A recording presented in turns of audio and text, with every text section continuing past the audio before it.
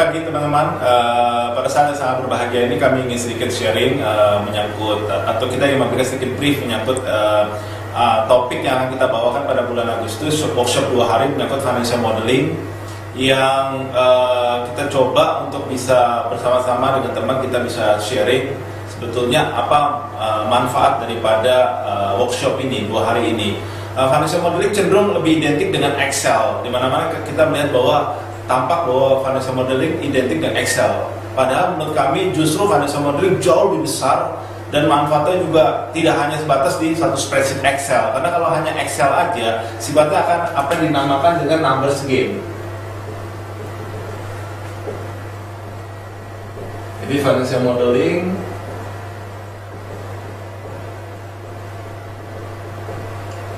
tidak identik dengan Excel. Ya. Numbers game. Jadi di sini adalah orang hanya mengotak-atik angkanya saja.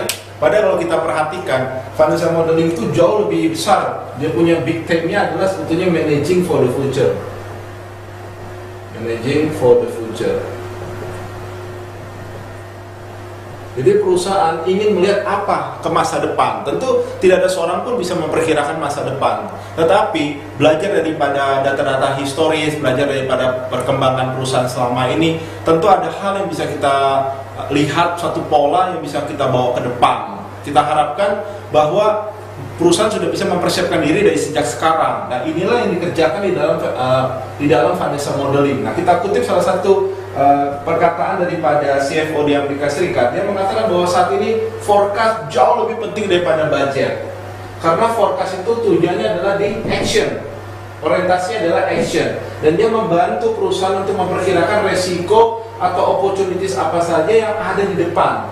Nah, kita lihat di dalam meeting itu dengan manajemen, karena banyak sekali kalimat-kalimat yang atau kata-kata yang terpotong-potong seperti profit, loan, stock, asset, funds. Ini konsep-konsep yang tampaknya hanya berdiri sendiri. Jadi kadang tidak ada satu yang bisa mengintegrasikan ini gitu. Nah, kami mencoba dari financial modeling bahwa ini sebetulnya bisa diintegrasikan. Jadi semua mosaik ini sebetulnya ada satu gambaran utuh. Nah, gambaran utuhnya kelihatannya di mana? Yaitu di laporan keuangan. Nah, sebetulnya di dalam laporan keuangan yang akan kita bangun di dalam financial modeling workshop ini hanya akan berpusat kepada 4 daripada hal ini, yaitu profit, aset, growth, dan sebagai segitiga emasnya adalah cash flow.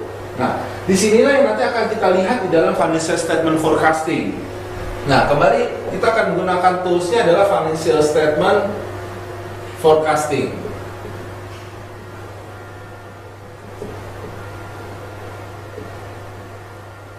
Intinya adalah forecasting. Nah, forecasting ini mengapa menjadi penting? Karena dia dalam menyangkut decision making. Decision making. Kenapa? Kalau kita perhatikan bahwa kembali ke sini, coba slide ini kita perhatikan bahwa sebetulnya forecasting itu sangat erat sekali dengan kinerja, dengan resources, dengan interaction.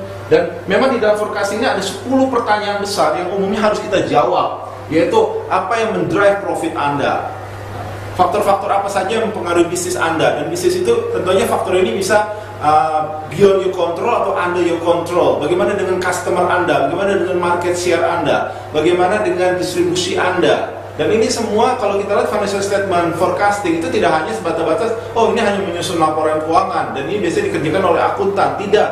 Bahkan sebetulnya financial statement forecasting itu melibatkan hampir semua bagian, divisi, departemen yang justru krusial di dalam bisnis perusahaan Anda. Dan kalau kita perhatikan, untuk bisa berhasil di dalam bisnis Anda itu harus ada 3 hal yang harus efektif.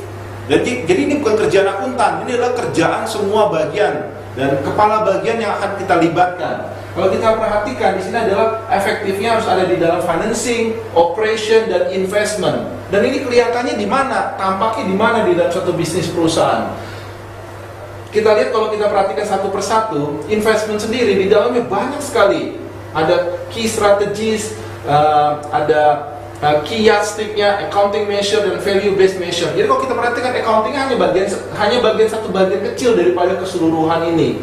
Nah, ini salah satu bagian adalah investment ya. Kita awali dari investment. Karena perusahaan tentu harus melakukan investasi untuk bisa mengenerate profit dan pada akhirnya mengenerate cash flow.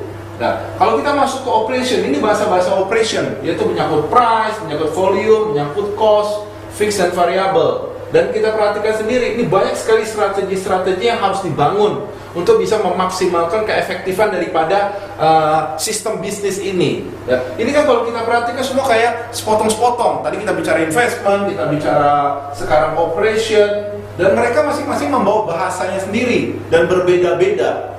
Dan ketiga, yang penting juga yaitu menyangkut financing, karena tentu saja satu bisnis itu dibutuhkan sekali financing untuk bisa memulai operation maupun juga investasinya. Lalu kalau kita perhatikan di sini bahwa untuk bisa financing itu diawali bisa dari long term debt, shareholder ataupun dari loan.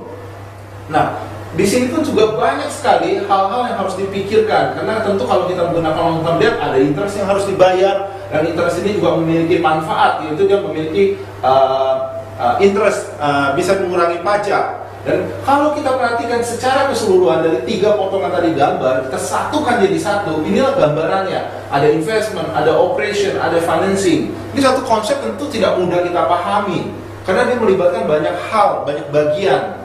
Dan inilah yang kita coba forward looking. Bisnis adalah forward looking, karena bisnis adalah menyangkut bagaimana melihat ke depan. Nah, kalau kita perhatikan, karena bisnis adalah forward looking,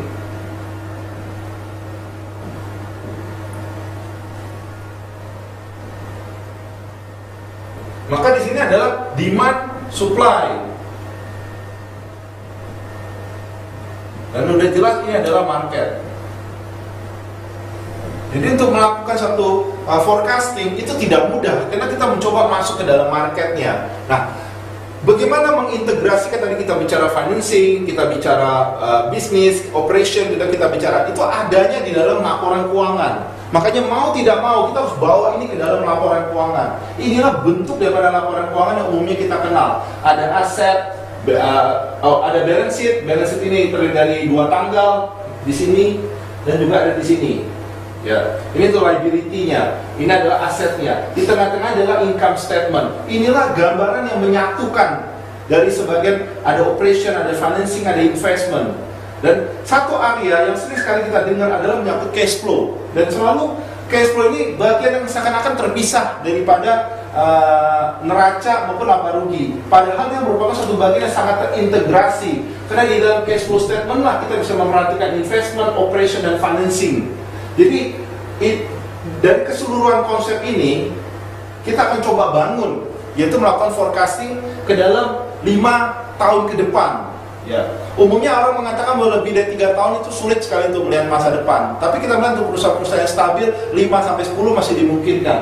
Nah, kalau picture tadi kita satukan jadi satu, inilah the whole picture yang akan kita lihat dalam 3-5 tahun ke depan. Kalau perusahaan bisa memperoleh atau membangun menyusun daripada picture ini 3-5 tahun, perusahaan bisa akan kemudian memutuskan action apa yang harus dikerjakan hari ini. Jadi ujung-ujungnya manfaatnya ini adalah untuk decision making.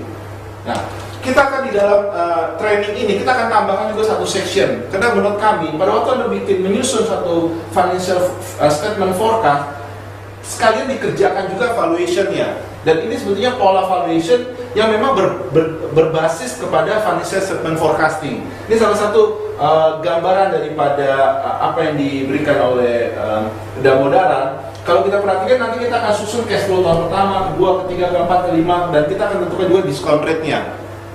Nah, jadi kalau kita perhatikan manfaat daripada training ini, kita akan nanti mendapatkan adalah kita akan membangun step by step. Jadi step by step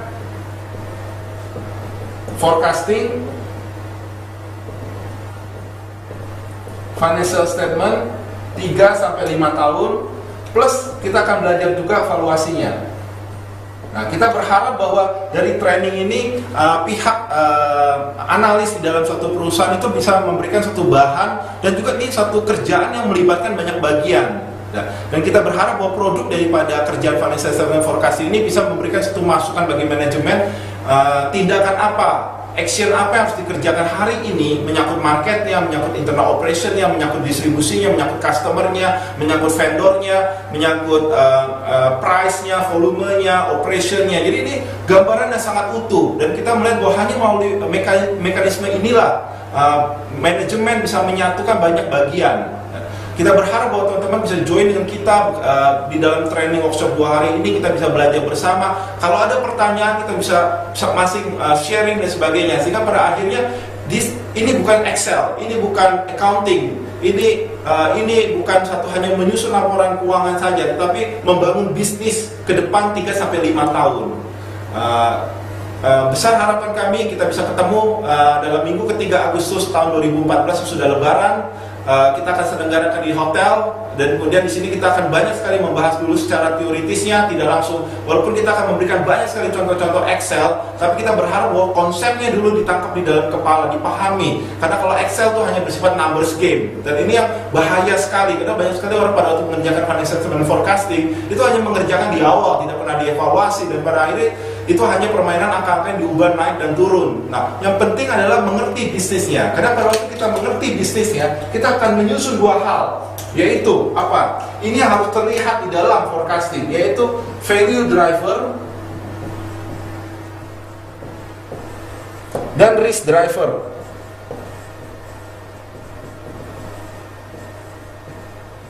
Ini 2 hal. Jadi kita harapkan produknya adalah bisa lihat value driver daripada suatu bisnis, risk driver daripada suatu bisnis.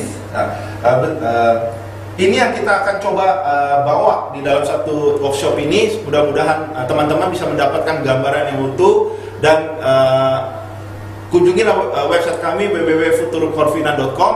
Kita banyak sekali sharing informasi di sana menyangkut corporate finance. Terima kasih, dan sampai ketemu di minggu ketiga Agustus tahun 2014.